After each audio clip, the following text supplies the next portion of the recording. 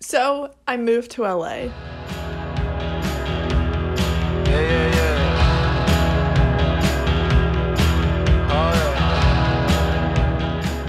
My goal for my new apartment was to make it as cute as possible for as cheap as possible.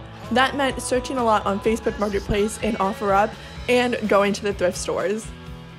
In my last video, you saw my entire vlog of me moving into my apartment, as well as some DIY projects that I did to make the space a little bit more homey. In this video, I'll be showing you guys how I made this DIY faux mirror. If you've opened up Pinterest even once, you probably saw this type of mirror before. It's literally everywhere, and to be honest, at first, I didn't know how I felt about them. I thought they were pretty ugly, but my roommate loved them, so I decided to give it a shot, and well, I will have to say I am a fan. So obviously, the first step in this process is to find a mirror. My roommate and I found a giant mirror on OfferUp, and it was only $60, I think. And originally it was one of those mirror closet doors that the owners changed into just like a standing mirror. So it was perfect, it was huge, and it was exactly what we were looking for. We didn't want something with a giant border since we wanted to add the foam as like a faux border in itself. So we were looking for a really large mirror with a super thin trim, and that's exactly what we found. Wait, I really like that. It really opens it up. Oh my god. It's so big, you can literally see every part of your body. Stay tuned for mirror pics. Yeah, I feel like if once we put this stuff on it, yeah. I'm not going to give away what the DIY is, but it'll look so good. And if it's pink, yes, you can bleep the color. Oh my god, it like literally almost goes to the ceiling. Step 2, get your supplies. We headed to Home Depot and got very lost in the store, had to ask for help, and then finally found this foam insulating thing that we were looking for. We got the brand called Great Stuff, and it is a Gap and Kratz insulating foam sealant. Okay, so how many are we getting? 3 of this stuff. Fire block sealant. It is super reasonably priced. It was only $3 a bottle, which was awesome. And since our mirror was so big, we decided to get 2 bottles just to be safe. We then headed to find some spray paint. We decided that we wanted the foam to be pink to match this pink armchair that we also have in the living room. And we thought spray paint would be a lot easier than painting it with regular paint and a paintbrush, but you'll see later that that might not be the case. Step 3, prep your surface and get ready to DIY. We got this giant plastic tarp from Home Depot as well that we placed underneath the mirror. I would recommend doing this outside or open up all the windows in your place while doing this project. Since the foam does have a lot of chemicals in it, you don't want to be breathing in too much of that. So we decided to do it in our little courtyard right outside of our apartment. Hello. Step 4, foam time. So to test out that the foam is working, I guess, just follow the directions on the bottle. I think you were supposed to shake the can, but we definitely didn't do that.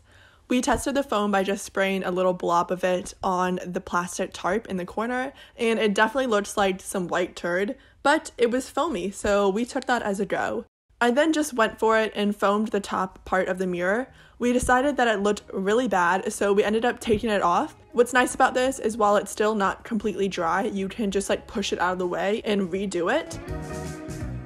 After some trial and error, we found out that we liked it best when we did small sweeping motions side to side, and it made this more like foam natural look, if that makes sense. We continued with that side to side sweeping motion with the foam all the way around the mirror. We went back a little bit in some areas to add a second layer on spots that were a little bit sparse of the foam. But other than that, it was pretty straightforward, and I think it turned out pretty good. They do say that the foam expands a little bit after it dries. We found that it didn't expand that much, so make sure that you just add enough and make it as thick as you want. Step 5, wait for it to dry. I think, what has it been, like 30 minutes? Oh my god. It's 4:26. Like over there is harder than this side, just because we did this one more recently. Yeah. But it's like a little bouncy still. After it was done drying, which took a total of like 45 minutes, we covered it and got ready to spray paint. Using another one of those plastic tarps, We folded it so that it would be the same size as the glass part of the mirror. We then taped the edges of the plastic wrap as closely as we could to the foam because we didn't want to end up spray painting the actual glass of the mirror, although we did. So this is why I was saying earlier that it might actually be easier to paint it with regular paint and a paintbrush, because spray painting it caused us a little bit of trouble and we ended up spray painting a little bit of the actual glass mirror.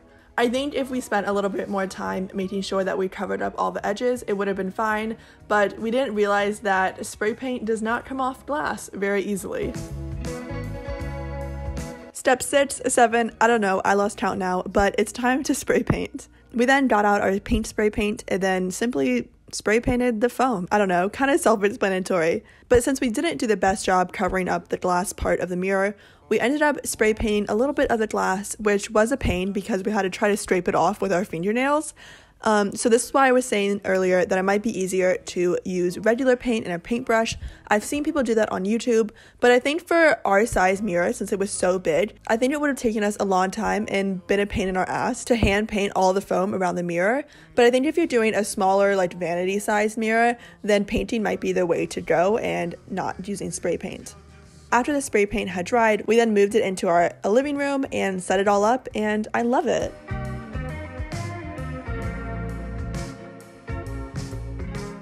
I really love how it turned out, and it gives such a nice pop of color in our already colorful room, and it's just so cute. As you can see in these close-up videos, there are a little bit of spray paint on the actual glass. We used our fingernails and tried to scrape off as much as possible, so it doesn't look too bad, but just keep that in mind while doing this DIY. Well, that's all I have for this video. Thank you guys so much for watching, and as always, have a wonderful day. I'll see you next video. Bye.